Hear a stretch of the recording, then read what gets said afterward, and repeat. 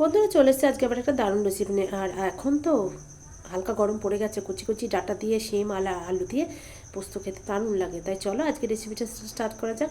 আমি কিছুটা ডাঁটা আলু আর শিমটাকে কেটে নিয়েছি, কেটে নিয়ে হালকা করে এটাকে ভাপ দিয়ে ফেলে দিয়েছি। তারপর আমি কড়াই সর্ষের তেলটা গরম করতে দিয়ে তেলের ভেতরে কালো জিরে আর শুকনো লঙ্কা ফোড়ন দিয়ে দিয়েছি, আর একটা গোটা টমেটো ওর ভেতরে কেটে দিয়েছি। একটু টমেটোটা নাড়াচাড়া করে নেওয়ার পর আমি সমস্ত আলু শিম আর ডাঁটাগুলো একসাথে দিয়ে দিয়েছি। একটু হলুদ আর লবণ আর একটু মিষ্টি দিয়ে ভালো করে এগুলোকে কষিয়ে নিয়েছি। যেই কষানো হয়ে গেছে তখন আমি সর্ষে আর পোস্ত কাঁচা লঙ্কা বাটাটা ওর ভেতরে দিয়ে সামান্য একটু জল দিয়ে দিয়েছি।